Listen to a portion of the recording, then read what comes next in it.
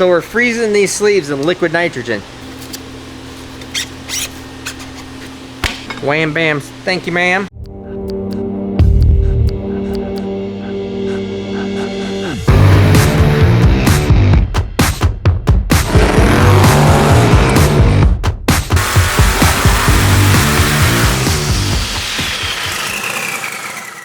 Hey everybody, you are at Steve Morris Engines. This is an engine that we just got done with for Darren Watkins. Now this is our stage 1 big block Chevrolet with billet intake manifold upgrade. It's 540 cubic inch, Dart block, Dart 355 cylinder head, hydraulic roller. Holley EFI on this one. Pump gas. You can see it has all the accessory drive, all this other stuff, AC, power steering, water pump, alternator. And now we don't have, not spinning that stuff when it's on the dyno. Yeah, it takes a little bit of horsepower out of it. Nope, don't care. It is what it is.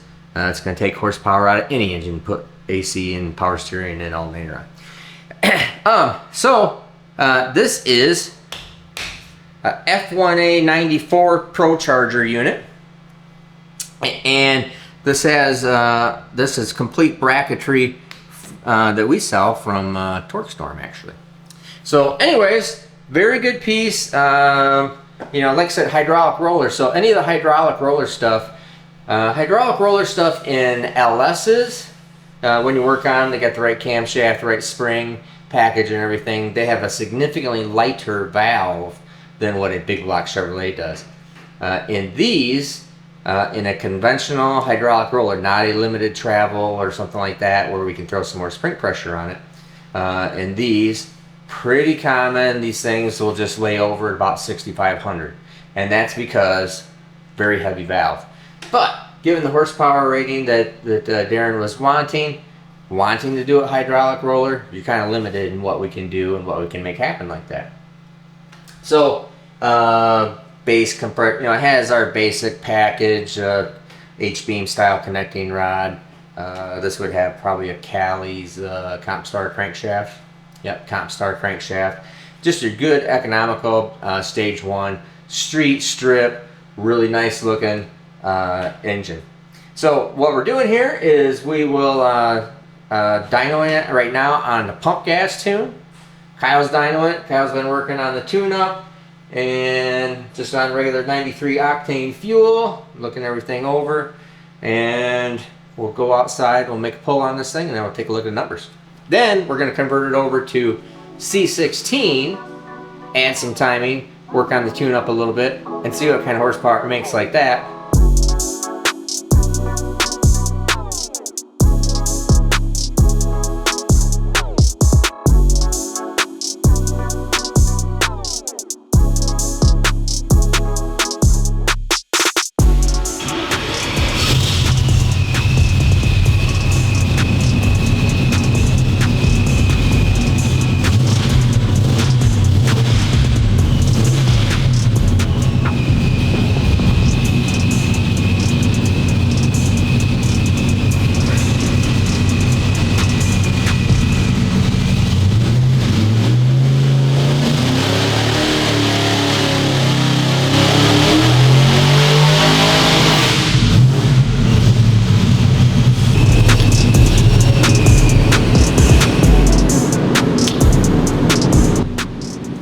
Go 1248, 6200, 1095, 5500. Nice looking graph. Just starting to lay over there as it gets to like 6400. By the time we get out to 6500, just like my dad said, it will be really laying over because it's just not got enough valve train in it to rev that high. So this is going in like a pretty much street only car, like very limited drag racing use. So I think this is going to be perfect for what he wants to do with it. Now what we're going to do is we're going to go in there, switch it over to C16, turn it up a little bit, see how close we can get to like 1400-ish. So here we are building a SML, an all billet SML for Jason Sack. I'm going to show you how to put these sleeves in, and we're going to have a big multi-part build series, complete build up on a 3,500 horsepower probably SML build.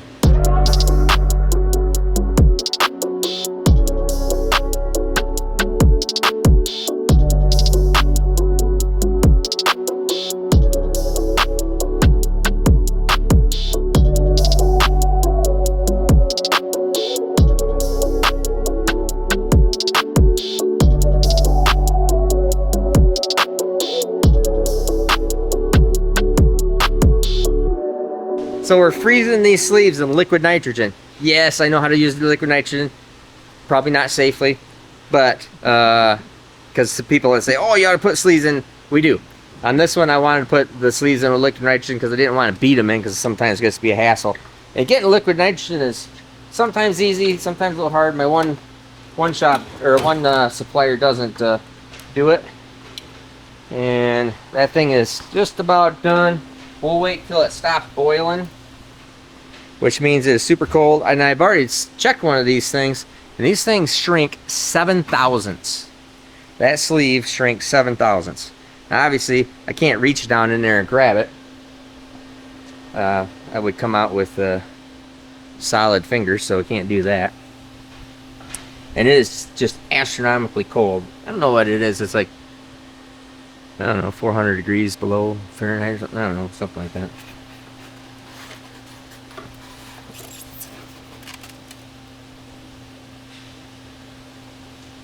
Alright.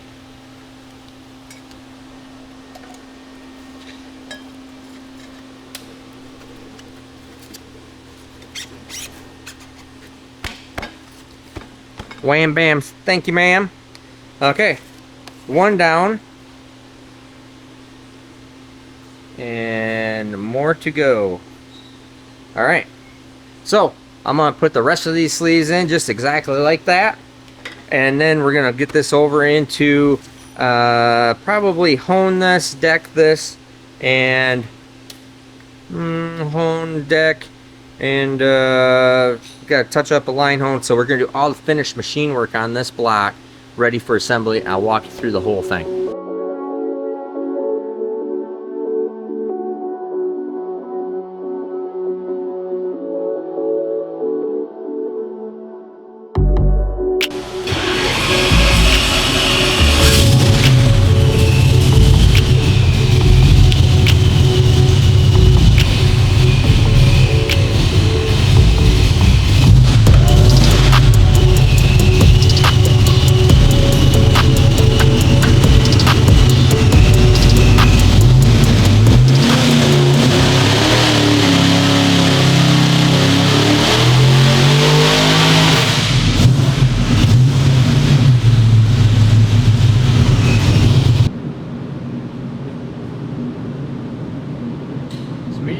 Sweet. Okay, now here's exactly what happened. So I have to address two issues. The first one I'll tackle here is race gas does not make more horsepower. Race gas allows you to make more horsepower. Let me explain. This is a specific built engine to run on 91, 93 octane fuel.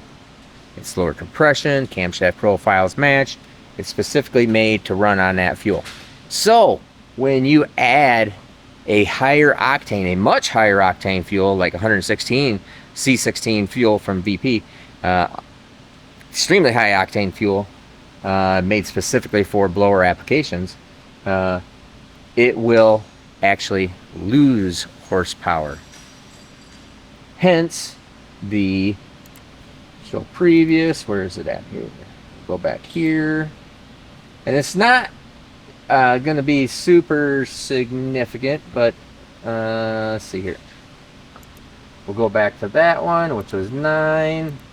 Now we have, so this is also Scott Schafferoff meets me at PRI show and he says, hey, he says, you got to explain to these people that it's just not 1 or 2 dyno pulls and then you're all done. He's right. These things take lots of dyno pulls a lot of times. Sometimes they're a lot. This thing has, this is the 12th dyno pull, 12th full dyno pull on it. That doesn't mean any of the little short pulls we didn't even bother recording. So there's a lot of little stuff going on in between. But anyways, pump gas, made 1248. Race gas, no change. Just put race gas in it, drain the pump gas out, put race gas in, 1226. All right. Now, we come back into it. We put timing in it. Did you lean it up at all? Or you just ran the same AFR? Lean it up a little bit because it'll run leaner, and add timing to it to because the fuel is it is the C16 in this engine is over octaned if you don't have enough timing in it. So come back to it, put timing in it. As a matter of fact, we put 8 degrees of timing in it. 7. Closer to 9. 8 degrees. I think it was 8 degrees of timing. It's got 38 in it. All right. Yep. 8 degrees of timing, almost 8.5 degrees of timing. And now it makes 1342. So we're able to put more timing in it. The engine needs more timing. We'll make more horsepower with timing. But pump gas is not tolerant of that much timing. Okay? So if we work this backwards, if you worked it backwards, it's race gas, we tune it, we do the whole deal, it makes 1342 horsepower. We're going to take and put pump gas in it. We take timing out of it to make the fuel safe. It makes less horsepower. That's what's going on. Now, second thing that's going on here is, and that was a direct thing. Kyle has not put the bell on it. We haven't done anything, and actually I don't think we're going to put the bell on it because we're right specifically where we wanted to be. And where Darren wanted to be on this entire engine. So the other thing is boost numbers are restriction numbers. So don't get hung up on boost numbers as being the do-all, end-all of makes horsepower. That's not exactly true. This little blower is really good, really efficient. It's not going to make a ton more horsepower, probably not a whole lot at all, no matter how hard we kept on spinning it, because it's in a real sweet spot in the map and it's utilizing all the air. Big engine, utilizing a smaller blower, makes really good horsepower at lower boost, and then it'll just fall right off because it's not a big enough blower to maintain and keep moving air. It runs in this really nice spot. Yeah, super happy blower. Not so happy. Okay, a big blower goes, not so happy. Yeah. You know, it gets crazy. All right, so that's Steve interpretation of how blowers work. But anyways, so you got two good tech tips there. You have race gas does not make horsepower on its own. It just allows you to make more horsepower. And air. It's a air volume versus pressure / a restriction issue with the blower. Turbo's the same thing, doesn't matter, on boost numbers. So good stuff to think about, but we are right spot on the money of where Darren wanted to be. This thing is 1248 on pump gas, same exact, no pulley change, no nothing, just a different tune, a little bit leaner because the fuel will run leaner, a little more, quite a bit more timing because the fuel requires timing to make it work. Bang, 1342. So almost 100 horsepower increase with just swapping fuel and the tune-up. Remember, won't pick anything up. It actually loses horsepower if you just add race gas to it. So, anyways, I think that's all I got. Is that all you got, Kyle? That's all I got. Yeah, Kyle's been the super talkative one on this episode of dynoing with Kyle. So, anyways, I think we're all done here. Really nice, good, solid package. We're going to go through, make sure everything's all good, clean, no oil leaks, compression is good, no leaks, everything's great. And this thing is ready to rock and roll. I think Darren's coming to watch it, isn't he? Maybe have to call him. Have to call him. All right. So, anyways, I'm Steve Morris. That's Kyle Morris. That's Nate is great. Alan on the camera. Joe Kuban standing over there looking at us. Not working. He's trying not to make noise. Have a great day.